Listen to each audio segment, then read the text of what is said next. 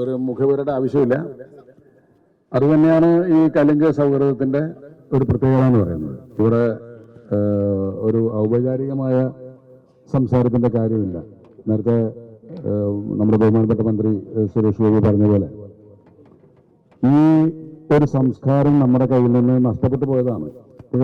തമിഴ്നാട്ടിൽ മാത്രമല്ല, കേരളത്തിലും ഉണ്ടായിരുന്നു ഈ അന്നത്തെ അധികാരികൾ എന്നൊക്കെ പറഞ്ഞിട്ടുള്ള ഒരു സംഘങ്ങൾ ഉണ്ടായിരുന്നു. അത് കുറച്ച് പക്ഷേ ഒരു മേധാവിത്വം ഉണ്ടായിരുന്നു അതിൽ നിന്ന് മാറി ഈ പറഞ്ഞ പോലെ പഞ്ചായത്ത് അന്നില്ലേ 4 ആൾ കൂടി ഒരു കാര്യം തീരുമാനിക്കുക എന്ന് പറയും.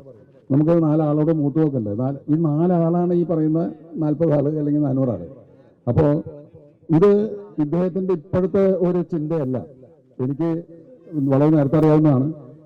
നമ്മളൊരു സഹോദരനെ പോലെ എത്ര മുമ്പ് ഒരു സുരേഷിന്റെ അടുത്ത് പറഞ്ഞിട്ടുണ്ട്, നമുക്ക് നഷ്ടപ്പെട്ടിരിക്കുന്നത് ഈ ആൾത്തറകളിലും കലിംഗകളിലൊക്കെയുള്ള ആളുകളുടെ കൂട്ടായ്മയാണ്. എല്ലാവരും വൈകുന്നേരം ഈ മൊബൈലും നോക്കി ഇന്റർനെറ്റും നോക്കി പോകുന്നു. കുറെ പേര് ടി വി സംസ്കാരം തന്നെ കുറഞ്ഞു തുടങ്ങി ശരിക്കും പറഞ്ഞപ്പോൾ. മുഴുവൻ ഫോണിലാണ്. അപ്പോൾ അതിൽ നിന്ന് മാറി നമ്മുടെ യുവതലമുറയ്ക്ക് അപ്പുറത്ത് പരസ്പരം ആളുകളെ കണ്ട് മനസ്സിലാക്കാനും അവരെ തൊട്ടയലോക്കത്തുള്ള ഒരാളുടെ മുഖം പോലും പലർക്കും അറിയില്ല. നമുക്ക് തൊട്ടപ്പുറത്തുള്ള ഒരാളുടെ മുഖം പേര് പറഞ്ഞ പോലെ പറയില്ല. കാര്യം അത് ചിലപ്പോൾ വാട്സപ്പിൽ വന്നാൽ ചിലപ്പോൾ നോക്കിയാൽ മനസ്സിലാവും. അതുപോലെ ഉള്ള മാറിയിരിക്കുന്ന കാലത്ത് സുരേഷിന്റെ മനസ്സിൽ നേരത്തെ വിളിച്ചിട്ടുള്ള ഒരു കാര്യമാണ് ഈ ആളുകൾക്ക് ഇടയിലേക്ക് ഇറങ്ങിയിട്ടില്ല. ഈ പറഞ്ഞത് ഇതൊരു പാർട്ടിയുടെ അല്ലെങ്കിൽ ഒരു കക്ഷി രാഷ്ട്രീയത്തിന്റെയോ അല്ലെങ്കിൽ ജാതി മതചിന്തകളുടെ ഒന്നുമല്ല. ഞാൻ ഇവിടെ ഇരിക്കുന്നതിന് അതിന്റെ പ്രധാനമായിട്ട് ഉദാഹരണമാണ്. കാര്യം സുരേഷ് എന്ത് കാര്യത്തിന് വിളിച്ചാലും ഞാൻ ചൊല്ലുന്നത് അത് സുരേഷിന്റെ മനസ്സിൽ നന്മ തിരിച്ചറിയുന്നുണ്ടാണ്. ഞങ്ങളുടെ നാട്ടിലെ ഈ വളത്തിന്റെ വിഷയം നടന്നു കർഷകരുടെ. അന്ന് സുരേഷ് ഗോപി അവിടെ നിന്ന് വിളിച്ച് പറഞ്ഞു, സത്യത്തിന്റെ വീട്ടിൽ വെച്ചിട്ട് ഒരു യോഗം ചേരാൻ പോവാണ്. എറണാകുളത്ത് നിന്ന് വടക്കോട്ടുള്ള കർഷകരുടെ പ്രതിനിധികളെ വെച്ചിട്ട് ഞാൻ അത്ഭുതപ്പെട്ടു. അത് അത്രയും പഠിച്ച് അവരുമായിട്ട് സംവദിക്കുന്നത് ഞാൻ നേരിട്ട് കണ്ടതാണ്. FSC ഉദ്യോഗസ്ഥർ അടക്കം വന്നിട്ട് അവരോട് മുഴുവൻ ചെന്നു. അപ്പോൾ ഇതൊരു രാഷ്ട്രീയ സ്റ്റണ്ടല്ല. ഈ തെരഞ്ഞെടുപ്പ് വരെ തെരഞ്ഞെടുക്കപ്പെട്ട് കഴിഞ്ഞാൽ പിന്നെ പാർട്ടി വ്യത്യാസം നമ്മൾ നോക്കേണ്ട കാര്യമില്ല. നമ്മുടെ MP ആണ്. അത് നമ്മുടെ കോൺഗ്രസ്സുകാരുടെയും കമ്മ്യൂണിസ്റ്റുകാരുടെയും BJPക്കാരും എല്ലാവരും MP ആണ്, എല്ലാവരും മന്ത്രിയാണ്.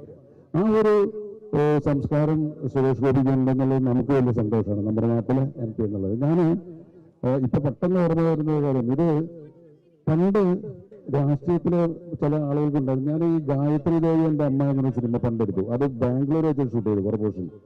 അപ്പോൾ ജയനഗറിൽ ഷൂട്ട് ചെയ്യാൻ പ്ലാൻ ചെയ്തിട്ട് ഇതിനകത്ത് പറഞ്ഞു ജയനഗറിൽ നാളെ ഷൂട്ട് ചെയ്തിട്ടില്ല, നാളെ അവിടെ മുഖ്യമന്ത്രി ആളുകളെ കാണുന്ന ദിവസമാണ്. രാമകൃഷ്ണ ഹെഗ്ഡെ ആയിരുന്നു അത്.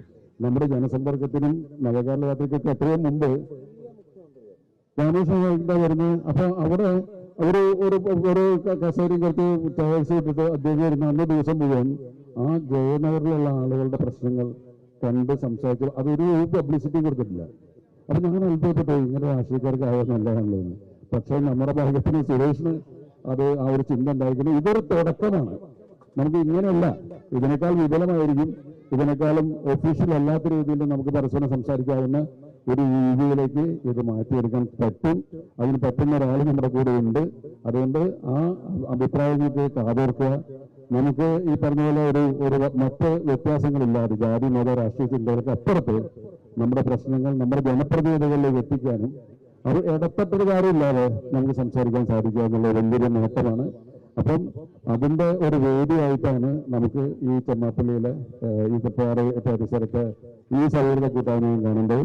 അതുകൊണ്ട് ഇവിടുത്തെ ഈ കലിംഗ സൗഹൃദം ഈ കൂട്ടായ്മ നിങ്ങളുടെ എല്ലാ അനുഭവത്തോടുകൂടി ഞാൻ ഉദ്ഘാടനം ചെയ്ത് അറിയിക്കുന്നു. നന്ദി, നമസ്കാരം.